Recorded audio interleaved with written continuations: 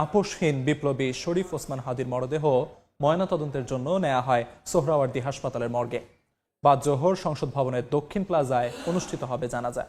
এই মুহূর্তে সোহরাওয়ার্দী হাসপাতালে আছেন রিপোর্টার শফিকুজ্জামান রুবেল এবং সংসদ ভবন এলাকায় আছেন নাজমুস সালেহী। সরাসরি প্রথমেই যাচ্ছি রুবেলের কাছে।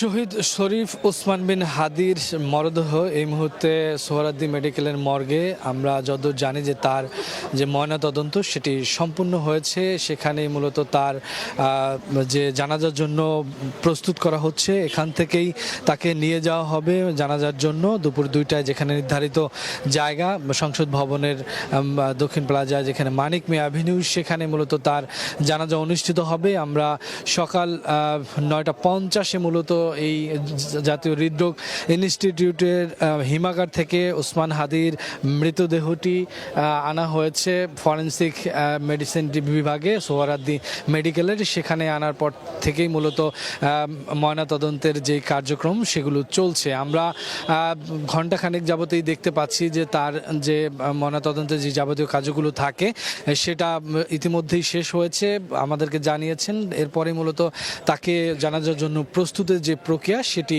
চলছে। কিছুক্ষণ আগেই এই হসপিটালে স্বাস্থ্য উপদেষ্টা এসেছিলেন, তিনি ভিতরে প্রবেশ করেছিলেন এবং তিনি দেখে গিয়েছেন ওসমান হাদিকে। তারপরে তিনি এখান থেকে আসলে বেরিয়ে গেছেন। আমরা তার সাথে কথা বলার চেষ্টা করেছিলাম, তিনি গণমাধ্যমের সাথে কথা বলেননি। আপনারা জানেন যে শরীফ ওসমান হাদি তিনি 12 তারিখে মূলত জুমার নামাজের পরে তাকে হত্যা করার জন্য গুলি করা হয়। সন্ত্রাসীরা তাকে গুলি করে, চলন্ত মোটরসাইকেল নিয়ে রিক্সা করে যাওয়ার সময় শরীফ ওসমান হাদিকে গুলি করা হয়। তারপরে তিনি গুরুতর জখম হয়ে ঢাকা মেডিকেলে, তারপরে এভার কেয়ার হয়ে সিঙ্গাপুরে তাকে নিয়ে যাওয়া হয় উন্নত চিকিৎসার জন্য।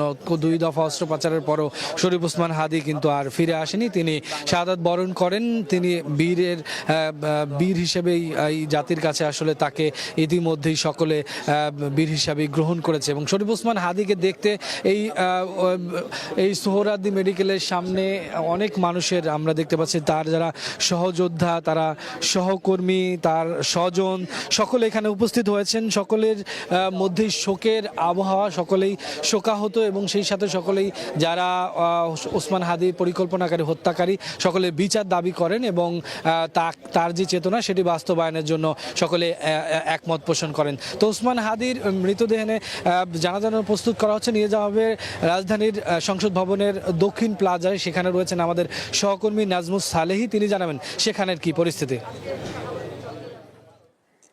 সংসদ ভবনের দক্ষিণ প্লাজা ইতোমধ্যেই প্রস্তুত হয়ে গেছে বিপ্লবী ওসমান হাদির জানাজার জন্য। দেখতে পাচ্ছেন যে সংসদ ভবনের দক্ষিণ প্লাজার পুরো অঞ্চলটি আসলে এখন আইন শৃঙ্খলা বাহিনী তারা নিয়ন্ত্রণে নিয়েছে। আইন শৃঙ্খলা বাহিনী নিয়ন্ত্রণে নেওয়ার পর সেটি আসলে নিরাপত্তাজনিত যতগুলো পরীক্ষা নিরীক্ষা রয়েছে এখন তারা সেটিকে সম্পন্ন করছেন। যে স্থানটিতে আসলে দক্ষিণ প্লাজার জানাজা অনুষ্ঠিত হবে সেটি আসলে এখন এই মুহূর্তে প্রস্তুত। আইন শৃঙ্খলা বাহিনী তারা এখানে অবস্থান করছেন এবং সুইপিং করছেন পুরো এলাকা। তাদের নিরাপত্তার স্বার্থে যত ধরনের পরীক্ষা নিরীক্ষা করা দরকার এবং যত ধরনের পদক্ষেপ প্রস্তুতি নেওয়া দরকার তা এখন সম্পন্ন করছেন। তবে আমরা দক্ষিণ প্লাজার সামনে মানিক মিয়া এভিনিউতে দেখেছি সকাল থেকেই ঢাকার বিভিন্ন প্রান্ত থেকে মানুষ এসে জানাজায় অংশ নেওয়ার জন্য ইতোমধ্যেই সড়কে অবস্থান গ্রহণ করছেন এবং এটি আসলে এই দক্ষিণ প্লাজায় যে জায়গাটিতে মূল জানাজা অনুষ্ঠিত হবে সেইখানে আসলে অংশ নেওয়ার জন্য রাষ্ট্রের যে গুরুত্বপূর্ণ ব্যক্তিরা আসবে তাদেরকে দুপুর 12:30 থেকে এখানে ঢুকতে দেওয়া হবে। এর আগে কিছু আনুষ্ঠানিক যে কাজগুলো রয়েছে নিরাপত্তার, সেই কাজগুলো এখন সম্পন্ন করছে আইন শৃঙ্খলা বাহিনী।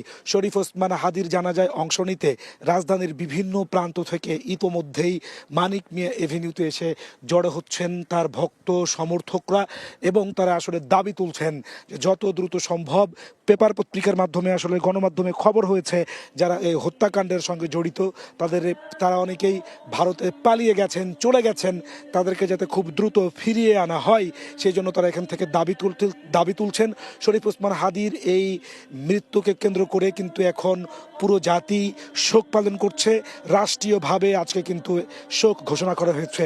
সংসদ ভবনের দক্ষিণ প্লাজায় যেই পতাকা আপনি দেখতে পাচ্ছেন সেটিও কিন্তু এখন অর্ধনমিত রাখা হয়েছে, অর্থাৎ রাষ্ট্রীয় যে শোক তার মধ্য দিয়ে মানুষ আসলে শক্তিতে রূপান্তর করছেন। সামনে যে নির্বাচন হবে সেই নির্বাচনের মধ্যে মধ্য দিয়ে গণতান্ত্রিক উত্তরণই হবে শহীদ ওসমান হাদির শত্রুদের প্রতি প্রতিশোধ। যারা এখানে আসছেন তারা এমনটি বলছেন। সুতরাং এই মুহূর্তে মানিক মিয়া এভিনিউয়ের জনসাধারণকে যে জায়গাটিতে অংশ নিতে অনুমতি দেওয়া হয়েছে জানাজার নামাজে, সেই জায়গাটিতে কিন্তু ঢাকার বিভিন্ন প্রান্ত থেকে এবং রাজধানীর আশেপাশের শহর থেকেও আমরা সকাল থেকে মানুষজনদেরকে আসতে দেখছি।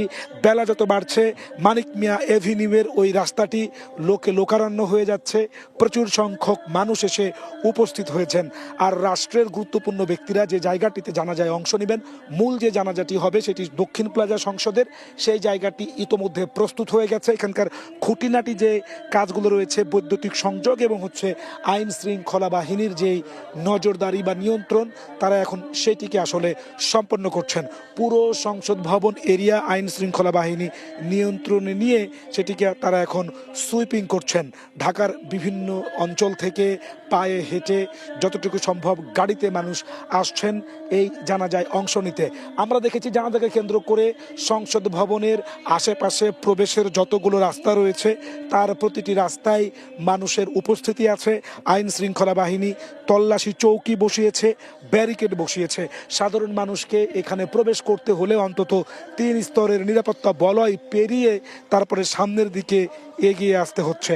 যেমনটি বলছিলাম যে শহীদ শরীফ ওসমান হাদির এই জানাজাকে কেন্দ্র করে মানুষ অশ্রুসিক্ত নয়নে এখানে উপস্থিত হচ্ছেন এবং তারা বলছেন ওসমান হাদি যে বিপ্লবের কথা বলেছেন, যেই মানবিক এবং যে ইনসাফের বাংলাদেশ দেখেছেন, এই সংসদ ভবন থেকেই আগামী জাতীয় সংসদ নির্বাচনের মধ্য দিয়ে সেই ইনসাফের বাংলাদেশ প্রতিষ্ঠিত হবে। তারা সেটি আসলে প্রত্যাশা করছেন এবং যত মানুষ এখন পর্যন্ত আমার কথা বলার সুযোগ হয়েছে তারা সবাই ব্যথিত, ভারাক্রান্ত হৃদয়ে শরীফ ওসমান হাদিকে শেষবারের মতো তারা বিদায় দেওয়ার জন্য এই সংসদের দক্ষিণ প্লাজার যে জানাজা হবে, মূল জানাজা, সেখানে তারা অংশ নিতে বাইরে ভিড় করছেন। তাদের একটাই দাবি, যত দ্রুত সম্ভব এই খুনিদেরকে আইনের আওতায় নিয়ে আসতে হবে। দক্ষিণ প্লাজা এখন প্রস্তুত। 12:30 থেকে রাষ্ট্রের গুরুত্বপূর্ণ ব্যক্তিদেরকে এখানে প্রবেশের অনুমতি দেওয়া হবে। তার আগে এখন খুঁটিনাটি প্রস্তুতি চলছে। এই ছিল আমার কাছে জাতীয় সংসদের দক্ষিণ প্লাজায় শহীদ শরীফ ওসমান হাদির জানাজার সর্বশেষ খবর। সংসদ ভবনের দক্ষিণ প্লাজা থেকে সহকর্মী নাজমুস সালেহী এবং এর আগে শহীদ সোহরাওয়ার্দী মেডিকেল কলেজ হাসপাতালের মর্গ থেকে সবশেষ জানাচ্ছিলেন সহকর্মী শফিকুজ্জামান রুবেল।